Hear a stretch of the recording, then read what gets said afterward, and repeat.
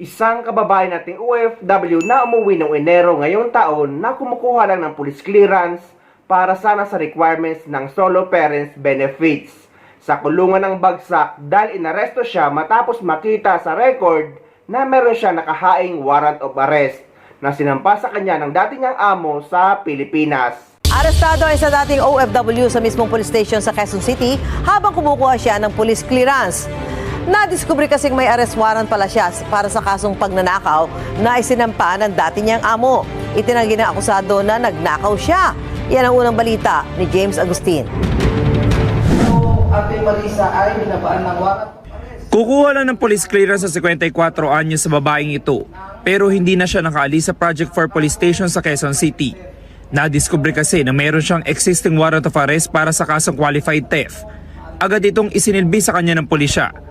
Ang purpose niya is para maka-avail siya ng ID ng single mom. Binirify natin, binalidate natin kung siya ba yung nasa warrant of arrest. Nung tinanong natin yung babae na kumukuha, inamin niya na siya yun. Ayon sa pulisya, lumabas ang arrest warrant noong June 2022. Kinasuhan ng babae matapos sumanong pagnakawan ng kanyang amo sa Taguig City. Nag-work siya doon for 15 years as kasambahay.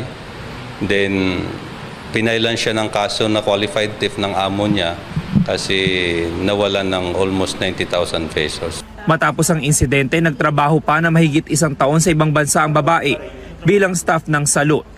Kauwi lang niya sa Pilipinas noong Enero. Itinanggi niya pinagnakawan niya ang dating amo. Hindi ko po alam na kinasuhan ako eh.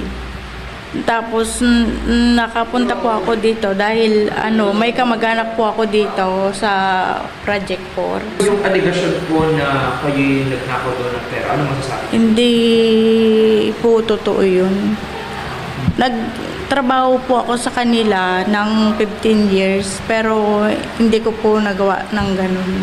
Nakapag-return of warrant na ang pulisya at hinihintay na lang ang commitment order mula sa korte. Sa kulungan ng bagsak ng isang babaeng kukuha lang sana ng police clearance sa Quezon City.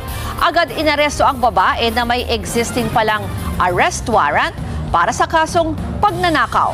Yan ang Express Report ni Hannibal Talete. Ang mga pulis ng Police Station 8, ikaw, Ate Marisa, ay binabaan ng warrant of arrest ng Regional Trial Court Brand 69 ng Taguig City ng kasong qualified theft.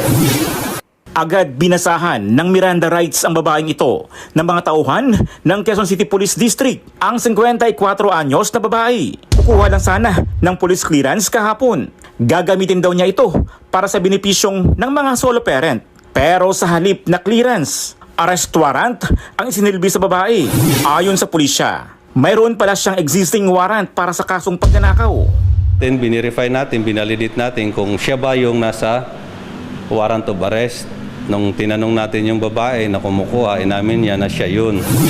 Base sa police record, lumabas ang arrest warrant noon pang June 2022. Ang akusado, inireklamo matapos manong pagnakawan ang amo sa Taguig City.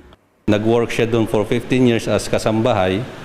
Then, pinailan siya ng kaso na qualified theft ng amo niya kasi nawalan ng almost 90,000 pesos.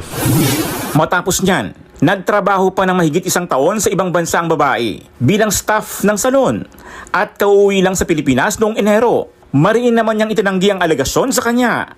Hindi ko po alam na kinasuhan ako eh. Tapos nakapunta po ako dito dahil may kamag-anak po ako dito sa Project 4. Yung allegation po na kayo nagnakaw doon ng pera, ano masasabi niyo? Hindi po totoo yun. Nagtrabaho po ako sa kanila ng 15 years pero hindi ko po nagawa ng ganun. Nakapag-return of warrant na ang pulisya at inihintay na lang ang commitment order mula sa korte. Sa Pilipinas, basta mahirap ka mabilis ang warrant of arrest at kulong ka agad. Pero sa issue ng korupsyon na napakalaki na bilyon-bilyon or trilyon ang ninakaw sa kaban ng bayan, walang napapanagot. Ang ibig ko lang sabihin guys, na mahirap maging mahirap sa Pilipinas. Dahil hindi sa'yo basta papanig ang batas lalo na't kung wala kang kakayahan na kumuha ng sarili mong abogado.